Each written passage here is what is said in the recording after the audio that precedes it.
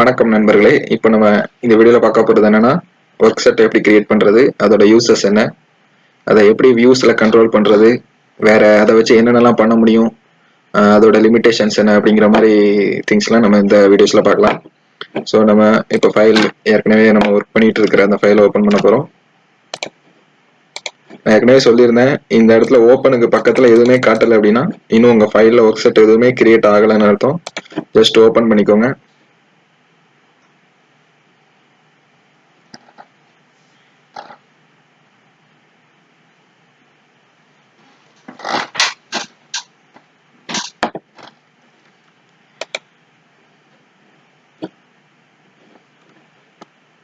இது நம்ம ஏற்கனவே இருக்கிற ஃபைலு. ஸோ இப்போ இந்த ஃபைலை நம்ம எப்படி ஒர்க் செட் கிரியேட் பண்ணோம் அப்படின்னு பார்க்கலாம். ஸோ இந்த ஒர்க் செட்டுக்கு கீழே ஒரு இந்த பார்த்தீங்கன்னா கீழே ஒர்க் செட் அப்படி சொல்லிட்டு ஒரு பட்டன் இருக்கு. இங்கே சப்போஸ் நீங்கள் இங்கே உங்களுக்கு இது ஹைட் ஆயிருக்கு அப்படின்னா இதில் கொலாபரேட்ல வந்துட்டு ஒர்க் செட் அப்படின்னு சொல்லிட்டு ஒன்று இருக்குது. இதில் பார்த்தீங்கன்னா என்ன கேட்குதுன்னா, இப்போ வந்து நம்ம தான் இப்போ தான் ஃபர்ஸ்ட் ஒர்க் செட் கிரியேட் பண்ண போகிறோம். இதில் என்ன கேட்குதுன்னு பார்த்தீங்கன்னா, move levels and grids to work set. அதாவது இது வரைக்கும் ஒர்க் செட் எதுவுமே கிரியேட் ஆகலை. ஆல்ரெடி நம்ம வரைஞ்சி வச்சிருக்கிற இந்த ப்ராஜெக்ட்ல இருக்கிற எல்லா திங்ஸுமே நம்ம என்ன பண்ண போறோம் அப்படின்னா இந்த ஒர்க் செட்டுக்கு மூவ் பண்ண போறோம். அதுக்கு தான் இதான் மீனிங். ஸோ நீங்க இதுல ஜஸ்ட் சும்மா ஓகே கொடுத்துக்கோங்க, ஒன்றும் பிரச்சனை இல்லை. ஓகே கொடுத்தோன்னா இப்போ வரப்போறது பார்த்தீங்கன்னா ஒர்க் செட்டோட டயலாக் பாக்ஸ். ஸோ இந்த டயலாக் பாக்ஸ்ல தான் நம்ம வந்து புதுசாக ஒர்க் செட் கிரியேட் பண்ண போறோம். ஸோ இதில் ஃபர்ஸ்ட் என்னன்னு தெரிஞ்சுக்கோங்க. ஃபர்ஸ்ட் இதில் நேம் இருக்குது. இது editable, owner, borrowers, open, visible in all views, இவ்வளவு இருக்குது. இதுல கீழே பார்த்தீங்கன்னா user created, project standards, views, families இருக்குது. இந்த கீழே இருக்கிற ப்ராஜெக்ட் ஸ்டாண்டர்ட்ஸ், வியூஸ், ஃபேமிலிஸ்லாம் நமக்கு பெரும்பாலும் தேவைப்படாது. நமக்கு இந்த யூசர் கிரியேட்டட் ஒர்க் செட் மாதிரி தான் தேவைப்படும். இந்த யூசர் கிரியேட்டட் ஒர்க் செட் பெரும்பாலும் யார் கிரியேட் பண்ணாங்க அப்படின்னு பார்த்தோன்னா நம்மளோட மேனேஜர்ஸ் கிரியேட் பண்ணி வந்து நமக்கு அந்த ஃபைலை ஒர்க் பண்ணுறது கொடுப்பாங்க. ஃபார் எக்ஸாம்பிள் நம்ம ப்ராஜெக்ட்ல வந்து ஆல்ரெடி ஒரு 10 சர்வீஸ் இருக்குது நம்ம ஒர்க் பண்ண போறதுக்குன்னா, ஸோ அதுக்கு வந்து நம்ம மேனேஜர் வந்து என்ன பண்ணுவாங்க அப்படின்னா, ஸோ இது மாதிரி ஒர்க் செட் கிரியேட் பண்ணி கொடுப்பாங்க. ஃபார் எக்ஸாம்பிள் இது ஷேர்டு லெவல்ஸ் நான் ஆர்கிடெக்சர் சேஞ்ச் பண்ணிக்கிறேன். திரும்ப அதுக்கடுத்து எனக்கு எத்தனை ஒர்க் செட் தேவைப்படுதோ நான் எல்லாமே நான் இதில் கிரியேட் பண்ணி வைக்க போறேன். எனக்கு தேவையான நியூ கொடுக்க போறேன். HVAC ஃபைல் நான் கிரியேட் பண்ணியிருக்கேன். அதுக்கடுத்து வாட்டர் சப்ளை, திரும்ப அதுக்கடுத்து ட்ரைனேஜ், திரும்ப அதுக்கடுத்து ஃபயர் ஃபைட்டிங், திரும்ப அதுக்கடுத்து லைட்டிங், திரும்ப அதுக்கடுத்து பவர், திரும்ப அதுக்கடுத்து ELV. ஸோ இப்போ உங்களுக்கு அந்த ப்ராஜெக்ட்ல எத்தனை சர்வீஸ் இருக்குதோ அத்தனை சர்வீஸுக்கும் நம்ம என்ன பண்ணணும் அப்படின்னா இதுல வந்து ஒரு செட் நேம் கிரியேட் பண்ணிக்கணும். இந்த எடிட்டபிள்னு இருக்குதுல்ல, இந்த எடிட்டபிள் வந்து இதுக்கு என்ன அர்த்தம்னா, இந்த ஓனர் யார் இருக்கிறாங்களோ இந்த இடத்துல எஸ் இருந்துச்சு அப்படின்னா இந்த ஓனரால எடிட் பண்ண முடியும். இப்போ இந்த ஓனர்ல வந்து என்னோட நேம் இருக்குது, ஏன்னா நான் தான் இதை ஒர்க் பண்ணிட்டு இருக்கேன். இப்போ இந்த சேம் இடத்துல பாத்தீங்கன்னா உங்க மேனேஜர் ஒர்க் பண்ணிட்டு இருக்காங்கன்னா அவங்களோட நேம் இருக்கும். அதுல பாத்தீங்கன்னா அவர் எடிட்டபிள் இருந்துச்சுன்னா அவரால் ஒர்க் பண்ண முடியும், அவரால் மட்டும்தான் எடிட் பண்ண முடியும். இதுல நோ கொடுத்தாங்க அப்படின்னா யார் வேணாலும் எடுத்து ஒர்க் பண்ணிக்கலாம். இந்த சேம் ஃபைலை வந்து யாருனாலும் ஒர்க் பண்ணிக்கலாம், அதுக்கு அதான் அர்த்தம். ஸோ நார்மலாவே என்ன பண்ணுவாங்க அப்படின்னா இந்த எல்லா ஒர்க் செட்டும் கிரியேட் பண்ணி முடிச்சுட்டு அவங்க சேவ் பண்ணும்போது என்ன பண்ணுவாங்கன்னா ரீலிங்குவேஷ் கொடுக்கும்போது இந்த ஓனர்ஷிப் ஆட்டோமேட்டிக்கா அந்த இண்டிவிஜுவல் யூசர்ஸுக்கு சேஞ்ச் ஆயிரும். ஃபார் எக்ஸாம்பிள் இப்போ ஓனர் தான் கிரியேட் பண்ணியிருக்காருன்னா இந்த ஃபைல் அவர் ரீலிங்குவேஷ் கொடுக்காம க்ளோஸ் பண்ணியாச்சு அப்படின்னா அதை வந்து வேற யாராலையுமே ஓப்பன் பண்ணி ஒர்க் பண்ண முடியாது. ஸோ இப்போ நான் உங்களுக்கு அதை எப்படி நான் செஞ்சு காமிக்கிறேன். ஸோ ஃபர்ஸ்ட் இதில் எல்லாமே எஸ்ன்னு வச்சுக்கோங்க, ஒன்றும் பிரச்சனை இல்லை. இந்த ஓப்பன் அப்படின்னா என்ன அப்படின்னா, ஃபார் எக்ஸாம்பிள் நீங்க இப்போ HVACன்னு ஒரு வியூ கிரியேட் பண்ணி ஒரு ஒர்க் செட் ஒர்க் பண்ணிட்டு இருக்கீங்க அப்படின்னா அது வந்து வேற யாருக்கும் விசிபிளா இருக்கணுமா வேண்டாமா அப்படிங்கறது நம்மளே கண்ட்ரோல் பண்ணிக்கலாம். இதுல இப்போ இதுல நோ கொடுத்தீங்க அப்படின்னா அந்த HVAC ஒர்க் செட்ல இருக்கிற ஆப்ஜெக்டை நீங்க இந்த ப்ராஜெக்ட்ல எங்கேயுமே பார்க்க முடியாது. அதான் அர்த்தம். விசிபிள் இன் ஆல் யூஸும் கிட்டத்தட்ட சேம் தான். ஆனா இது என்ன அப்படின்னா, இப்போ வந்து நீங்க சேம் ஒருத்தர் வந்து 2-3 சர்வீஸ் ஒர்க் பண்ணிட்டு இருக்காருன்னா இப்போ பாத்தீங்கன்னா HVACல டக்டிங் இருக்கும், சில்ட் வாட்டர் இருக்கும், திரும்ப அதுக்கு அடுத்து வேற வென்டிலேஷன் அந்த மாதிரி இருக்கும். ஸோ அப்போ எனக்கு ஒன்று ஒர்க் பண்ணிட்டு இருக்கும்போது இன்னொன்று வேண்டாம் அப்படின்னு நீங்க நினைச்சீங்க அப்படின்னா ஒரு ஒர்க் செட்டை வந்து விசிபிள் இன் ஆல் யூஸ் எடுத்து விட்டீங்க அப்படின்னா அது வந்து பெரும்பாலும் வந்து அந்த வியூல வந்து உங்களுக்கு தெரியாது. உங்களுக்கு எந்த வியூல வேணுமோ அந்த வியூல மட்டும் தெரியறதுக்கு நீங்க இந்த டிக்கை வந்து யூஸ் பண்ணிக்கலாம். ஸோ அதை நான் எப்படி பண்ணணும் அப்படின்னு சொல்லித்தரேன். இதுல பாத்தீங்கன்னா உங்களுக்கு தேவையான ஒரு செட்டை ஃபர்ஸ்ட் கிரியேட் பண்ணிட்டு திரும்ப வந்து ஜஸ்ட் ஓகே கொடுத்துருங்க. இதுல என்ன கேக்குதுன்னா, do you want to make the ELV work set to active work செட்னு கேக்குது. அதாவது எப்பவுமே ஒரு ப்ராஜெக்ட்ல வந்து கீழே வந்து ஒரு ஆக்டிவ் ஒர்க் செட் இருக்கும், இந்த ஆக்டிவ் ஒர்க்செட்டுக்கு என்ன அர்த்தம் அப்படின்னா நீங்க அதுல டிராப் பண்ண போற டக்டோ வேற என்ன சர்வீஸோ அது எல்லாமே எதுல போய் டிரா ஆகும் அப்படின்னா இந்த கீழே இருக்கிற ஆக்டிவ் ஒர்க்செட்ல தான் போய் இதாகும். இப்போ இதுல என்ன கேக்குதுன்னா do you want to ELV வந்து உங்களுக்கு ஆக்டிவ் ஒர்க்செட்டா வைக்கிறீங்களான்னு கேக்குது. நான் வேண்டான்னு கொடுக்குறேன். ஸோ அது ஆட்டோமேட்டிக்காக HVAC எடுத்துக்கிறது. எனக்கு HVAC வேண்டாம், ஆர்கிடெக்சர் தான் ஆக்டிவ் ஒர்க்செட் வேணா நீங்க இங்க ஆர்கிடெக்சர் வச்சுக்கலாம். உங்களுக்கு தேவையான ஒர்க்செட்டை நீங்க எந்த ஃபைல் ஒர்க் பண்ண போறீங்களோ இது வச்சுக்கலாம். ஆனா வந்து இது வந்து எல்லாமே உங்க மேனேஜர் தான் கிரியேட் பண்ணிட்டு இருக்காங்க இப்போ. ஸோ வந்து இப்போ வந்து உங்க மேனேஜர் என்ன பண்ணணும் அப்படின்னா இதை வந்து உங்களோட எம்ப்ளாயிஸ் எல்லாத்துக்குமே ஷேர் பண்ணி இந்த மாதிரி நமக்கு ஒரு ப்ராஜெக்ட் இப்போ கிடைச்சிருக்கு. ஸோ இந்த ப்ராஜெக்ட்டை வந்து நீங்க எல்லாரும் ஒர்க் பண்ணுங்க. நான் ஆல்ரெடி ஒரு சென்ட்ரல் ஃபைல் கிரியேட் பண்ணிட்டேன் அப்படின்னு சொல்லிட்டு உங்களுக்கு கொடுப்பாரு. ஸோ இந்த ப்ராஜெக்ட் வந்து அவர் சென்ட்ரல் ஃபைல் கிரியேட் பண்ணிட்டாரு, ஆனா இன்னும் சர்வர்ல சேவ் பண்ணல. ஸோ அதுக்காண்டி என்ன பண்ண போறேன் அப்படின்னா இப்போ வந்து இது நான் ஆல்ரெடி சேவ் பண்ண ப்ராஜெக்ட், ஆனா ஒர்க்செட்டை வந்து புதுசா இப்போ தான் நான் இன்ட்ரடியூஸ் பண்றேன். ஸோ இந்த மாதிரி சுச்சுவேஷன்ல நம்ம என்ன பண்ணணும் அப்படின்னா சேவஸ் கொடுக்கணும் இந்த ப்ராஜெக்டை. ஏன்னா நம்ம வந்து ஒர்க்செட் கிரியேட் பண்ணதுக்கு அடுத்து ஒரு புது ப்ராஜெக்டை கண்டிப்பா சேவ் கொடுத்தோம் அப்படின்னா அது ஓல்டு லொகேஷன்ல போய் சேவ் ஆகும். ஸோ சேவஸ் கொடுத்து சர்வர்ல சேவ் பண்ணணும். அதான் வந்து சர்வரோ அப்படின்னா கிளவுட் சர்வர்லயோ எங்கேயாச்சும் ஒரு இடத்துல வந்து சேவ் பண்ணணும். இப்போ நம்மகிட்ட வந்து சர்வர் இல்லை அப்படிங்கறனால நான் ஜஸ்ட் டெஸ்க்டாப்ல ஒரு இடத்துல நான் சேவ் பண்ணிக்கிறேன். ஸோ இதுல நான் என்ன மென்ஷன் பண்ண போறேன்னா சென்ட்ரல் ஃபைல் அப்படின்னு போட போறேன்.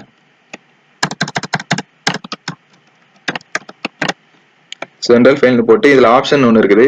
இது நான் ஏற்கனவே சொல்லியிருந்தேன். இந்த ஒர்க்செட் வந்து இப்போ எல்லா எம்ப்ளாயிஸும் ஓப்பன் பண்ணும்போது அந்த ஃபர்ஸ்ட் ஃபைல் எப்படி ஓப்பன் ஆகணும்.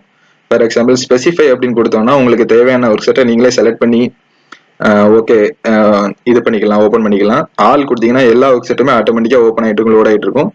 எடிட்டபிள்னா எந்த ஒர்க்செட்லாம் ஒர்க் பண்ண முடியுமோ மீன்ஸ் எடிட் பண்ண முடியுமோ அந்த ஒர்க்செட் மட்டும் தான் ஓப்பன் ஆகும். லாஸ்ட் வியூனா நீங்க எந்த ஒர்க்செட் வச்சு க்ளோஸ் பண்றீங்களோ கடைசியா அந்த ஒர்க்செட் ஓப்பன் ஆகும். ஸோ இதுல வந்து எப்பவுமே என்ன பண்ணுவாங்க அப்படின்னா ஸ்பெசிஃபை வச்சு தான் க்ளோஸ் பண்ணுவாங்க.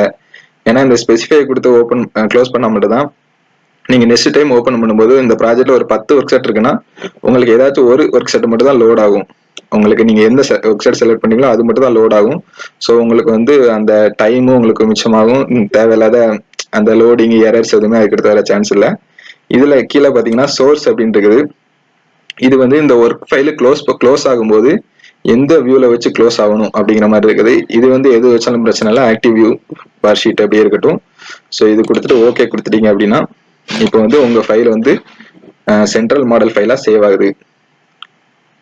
இப்போ நார்மலாவே ஒரு பிம் மாடலரா இருக்கீங்க அப்படின்னா நீங்க வந்து இந்த ப்ரொசீஜர் வந்து நீங்க பண்ண மாட்டீங்க, உங்களுக்கு மேல இருக்க மேனேஜர்ஸ் தான் பண்ணுவாங்க.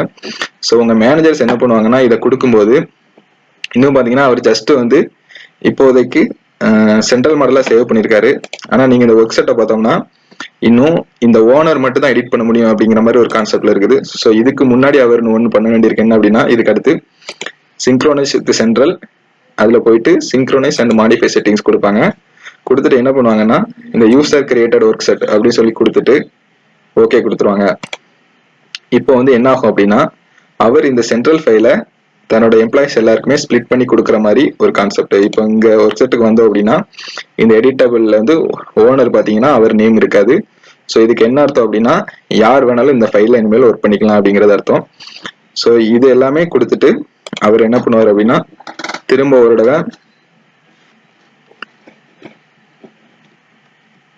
தடவை சேவ் பண்ணிட்டு அவர் வந்து இந்த ஃபைலை க்ளோஸ் பண்ணிடலாம்.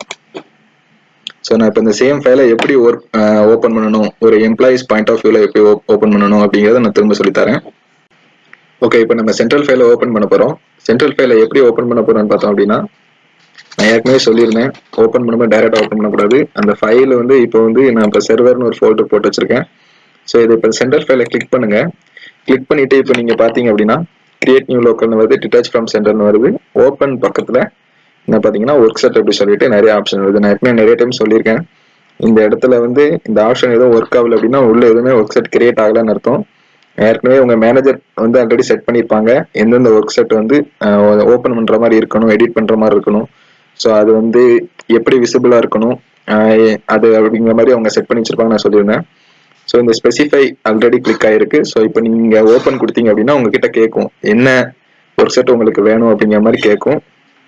அதுக்கு முன்னாடி இன்னொன்று சொல்லிக்கிறேன், இந்த டிட்டாச் ஃப்ரம் சென்டர்லாம் என்ன அர்த்தம் அப்படின்னா சப்போஸ் உங்களுக்கு ஆல்ரெடி யாரோ ஒருத்தர் வந்து ஒர்க் பண்ணிட்டு இருக்கிற ஃபைல் உங்களுக்கு கொடுத்தாங்க அப்படின்னா நீங்கள் வந்து அது சென்ட்ரல் ஃபைலை ஓப்பன் பண்ண முடியாது. ஸோ நீங்கள் அந்த நேரம் என்ன பண்ணணும் அப்படின்னா டிட்டாச் ஃப்ரம் சென்ட்ரல் தான் கொடுக்கணும். கிரியேட் நியூ லோக்கல் கொடுத்துட்டா அந்த இப்போ கொடுத்துட்டீங்கன்னா அது கிரியேட் நியூ லோக்கல் வந்து வராது அந்த இடத்துல. ஸோ இந்த ஃபைலை பொறுத்த வரைக்கும் என்ன அப்படின்னா இந்த ஃபைலை ஜஸ்ட் இது உங்க கம்பெனி ப்ராஜெக்ட்னு வச்சுக்கிடுவோம். ஸோ இப்போ இதில் வந்து உங்க மேனேஜர் ஆல்ரெடி எல்லாம் ஒர்க் பண்ணியிருக்காங்க. ஸோ இப்போ அதை வந்து உங்களுக்கு வந்து ஷேர் பண்ணிட்டாங்க, ஒர்க் ஷேர் பண்ணிட்டாங்க. ஸோ நீங்க இதில் ஒர்க் பண்ணும்போது என்ன பண்ணணும் அப்படின்னா இந்த டிக்கு கண்டிப்பா இருக்கணும். இந்த அதாவது ஒரு லோக்கல் ஃபைலை வந்து நீங்க கிரியேட் பண்ணி அந்த லோக்கல் ஃபைல தான் ஒர்க் பண்ணணும். அந்த லோக்கல் ஃபைல ஒர்க் பண்ணிட்டு திரும்ப நீங்க சிங்க்ரோனைஸ் கொடுக்கும்போது என்ன ஆகும் அப்படின்னா நீங்க என்னென்ன சேஞ்சஸ் இந்த லோக்கல் ஃபைல்ல பண்ணீங்களோ அது எல்லாமே இந்த சென்ட்ரல் ஃபைல்ல வந்து சேவ் ஆயிரும். நான் அது எப்படின்னு நான் சொல்லித்தரேன். ஆனா இது கண்டிப்பா இதை மட்டும் மறந்துடாதீங்க. நீங்க எந்த சென்ட்ரல் ஃபைல் ஓப்பன் பண்ணி ஒர்க் பண்ணாலும் இந்த கிரியேட் நியூ லோக்கல் கண்டிப்பா டிக்கு ஆன்ல இருக்கணும். ஸோ திரும்ப அதுக்கடுத்து ஸ்பெசிஃபை கொடுத்துருக்கீங்க, ஓப்பன் கொடுங்க. இப்போ ஓப்பன் ஆகிட்டு இருக்குது. இப்போ இதில் பார்த்தீங்கன்னா உங்களுக்கு கேட்குது எந்த ஒர்க் செட் உங்களுக்கு வேணும் அப்படின்னு கேட்குது. ஸோ நான் ஹெச்ஏசி நான் கொடுத்துக்கிட்டுறேன். ஹெச்ஏசி கொடுத்துட்டு ஓப்பன் கொடுத்தீங்க அப்படின்னா ஹெச்ஏசி ஃபைல் அந்த ஹெச்ஏசியோட ஒர்க் செட் மட்டும் தான் உங்களுக்கு ஓப்பன் ஆகும்.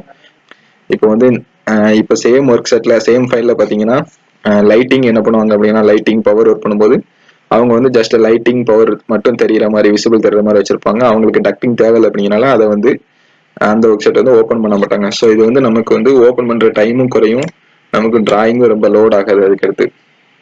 ஸோ இது ஒரு செட்டிங்கு.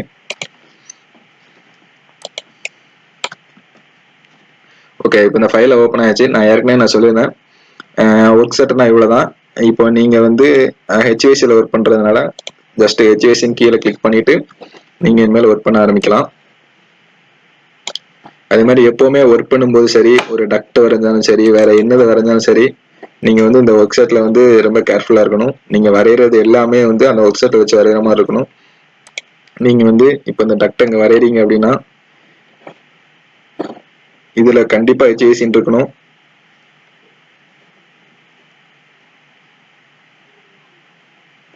ஒரு டக்டை வரைகிறீங்க அப்படின்னா கண்டிப்பாக இதில் ஹெச்ஏசின்னு இருக்கணும். அப்படின்னா மட்டும்தான் அது வந்து உங்களுக்கு வியூஸ் கண்ட்ரோல் பண்ணும்போது வந்து அது கரெக்டாக வரும். சப்போஸ் இது வந்து வேற ஏதோ வச்சு நீங்கள் வரைஞ்சிட்டீங்க அப்படின்னா நீங்கள் வந்து அந்த வேற லேயரில் போயிடும். இப்போ நீங்கள் வரைஞ்ச டக்டை வந்து வேற யாராச்சும் எடிட் பண்ணுறதுக்கு சான்ஸ் இருக்கு. அதில் தான் உங்களுக்கு வந்து விசிபிள் இதில் வந்து தெரியாமல் கூட போக சான்ஸ் இருக்கு. ஸோ அதனால நீங்கள் வந்து என்ன இது வரைஞ்சாலும் கரெக்டாக வந்து அந்தந்த ஒரு செட்டில் வச்சு வரையணும். ஸோ அதை வந்து மறந்துட வேண்டாம். ஸோ நான் ஏற்கனவே சொல்லியிருந்தேன் ஃபில்டர் பண்ணி கூட நம்ம வந்து இந்த ஒர்க் செட்டோட கலர்ஸ் அந்த இதெல்லாம் மாற்றலாம் அப்படின்னு நான் சொல்லியிருந்தேன். இப்போ வந்து நீங்க ஒரே டைம்ல வந்து கோஆர்டினேஷன்ல வந்து இங்க ஒரு 4-5 சர்வீஸ்ல ஒர்க் பண்றீங்க அப்படின்னா ஸோ அந்த நேரம் என்ன பண்ணும் அப்படின்னா இதுல பாத்தீங்கன்னா ஃபில்டர்ல ஒர்க் செட் அப்படி சொல்லிட்டு இருக்குது. இந்த டெம்ப்ளேட்ஸ்லேயே பாத்தீங்க அப்படின்னா ஒர்க் செட்னு சொல்லி ஒன்று இருக்குது. இதுல பாத்தீங்கன்னா ஆர்க்கு ட்ரைனேஜ் அப்படி வேற வேற சர்வீஸ்லாம் நிறைய இருக்குது. ஸோ நீங்க இந்த இடத்துல என்ன பண்ணலாம் அப்படின்னா உங்களுக்கு தேவையில்லாத சர்வீஸ்லாம் இந்த இடத்துல போயிட்டு ஹைட் பண்ணி விட்டுறலாம்.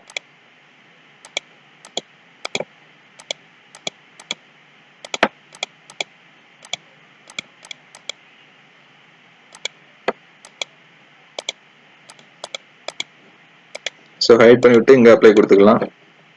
இதுல பாத்தீங்கன்னா ஆல்ரெடி இருந்தது எல்லாமே போயிடுச்சு. ஸோ இதுக்கு என்ன அர்த்தம்னு பாத்தீங்க அப்படின்னா இதுல நீங்க ஆர்கிடெக்சரலும் சரி இதுல வந்து ஹெச்ஏசி நீங்க ஹைட் பண்ணிட்டீங்க. ஸோ இது வந்து உங்களுக்கு தேவையான விஷயம் எல்லாமே நீங்க ஹைட் பண்ணி விட்டுக்கலாம். திரும்ப அதுக்கடுத்து நீங்க மல்டிபிள் சர்வீசஸ்ல ஒர்க் பண்றீங்க அப்படின்னா ஸோ நான் இப்போ என்ன பண்ண போறேன்னா இந்த ஒட்டுமொத்த ஹெச்ஏசிக்கும் சேர்த்து வச்சு ஒரு ஃபில்டர் கிரியேட் பண்ண போறேன். எப்படின்னா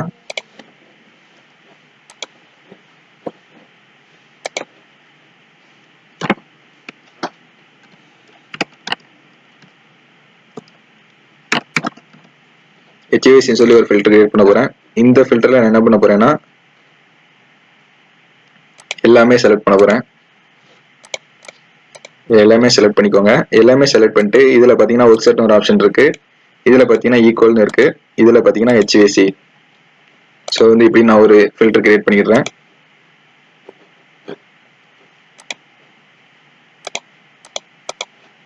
இதுல ஹெச்ஏசின்னு இது வந்துட்டு நான் இது ஆல்ரெடி இருக்கிறது எல்லாமே எடுத்து விட்டுறேன். நான் இப்போ யாருமே என்ன சொல்லியிருந்தேன்னா இப்போ நம்ம கோஆர்டினேஷன் பாயிண்ட் ஆஃப் வியூல நம்ம ஒர்க் பண்ண போறோம். ஸோ அதனால நான் எல்லாமே ரிமூவ் பண்ணிடுறேன்.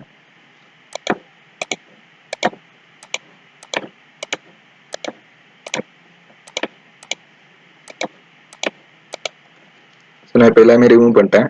ஸோ இப்போ ஜஸ்ட் ஓகே கொடுத்துடுறேன். ஸோ இந்த இடத்துல கலர் பார்த்தீங்கன்னா இப்போ கொஞ்சம் செட்டிங் எல்லாமே மாறிடுச்சு. ஏன்னா நம்ம ஆல்ரெடி கிரியேட் பண்ணியிருந்த ஃபில்டர் எல்லாமே ரிமூவ் பண்ணிட்டோம். ஸோ இப்போ எனக்கு கோஆர்டினேஷனை பொறுத்த வரைக்கும் ஹெச்விசி வந்து எல்லாமே ஒரே கலர்ல தான் இருக்கும். ஸோ இந்த மாதிரி சிச்சுவேஷன் நம்ம என்ன பண்ண போறோம்னா சேம் ஃபில்டர்ல போயிட்டு இந்த ஹெச்ஏசிக்கு மட்டும் ஒரு கலர் செட் பண்ணீங்க அப்படின்னா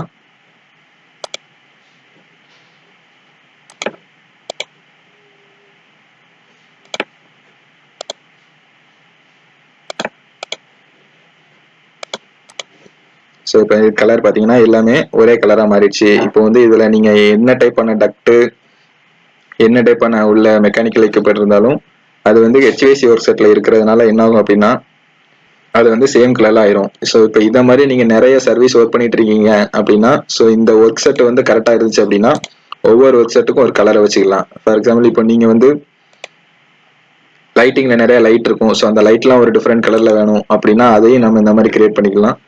ஸோ வந்து பைப் இருக்கு, பைப்பு டிஃப்ரெண்ட் கலர் வேணும்னா அதையும் இதை வச்சு மாத்திக்கலாம்.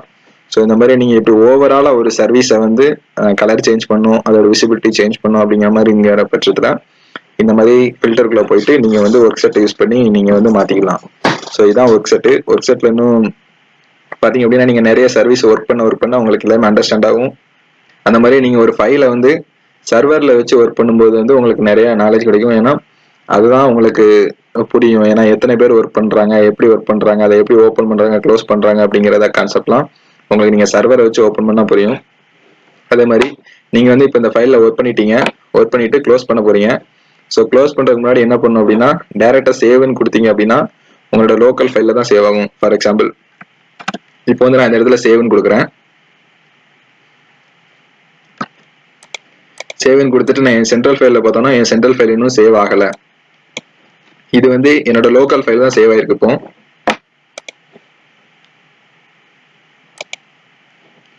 பாத்தீங்கன்னா லோக்கல் ஃபைல் வந்து இந்த டாக்குமெண்ட்ல சேவ் ஆயிருக்குது. ஆனா வந்து என்னோட சென்ட்ரல் ஃபைல் இன்னும் சேவ் ஆகல. ஸோ உங்க சென்ட்ரல் ஃபைல்ல போய் சேவ் ஆகணும்னா நீங்க என்ன பண்ணணும் அப்படின்னா கொலாபரேட்ல போயிட்டு சிங்க்ரோனைஸ்ட் வித் சென்ட்ரல் அப்படின்னு கொடுக்கணும். இல்ல சிங்க்ரோனைஸ் நவ் அப்படின்னு கொடுத்தீங்கன்னா இப்போ நீங்க பண்ணிருக்க இந்த சேஞ்சஸ் வந்து உங்களோட சென்ட்ரல் ஃபைல்ல சேவ் ஆயிரும். இதுதான் உங்க சென்ட்ரல் ஃபைல். ஸோ நான் அதையும் ஓப்பன் பண்ணி காமிக்கிறேன். ஸோ நீங்க ஜஸ்ட் க்ளோஸ் பண்ணிருங்க எல்லாரையும். இப்போ உங்க மேனேஜர் வந்து உங்களோட பெர்ஃபார்மன்ஸை பார்க்கணும், நீங்க இன்னைக்கு என்ன ஒர்க் பண்ணிருக்கீங்கன்னு பார்க்கணும் அப்படின்னு நினைச்சாங்க அப்படின்னா ஸோ அவங்க உங்க சென்ட்ரல் ஃபைலை ஓப்பன் பண்ணி பார்த்தாங்க அப்படின்னா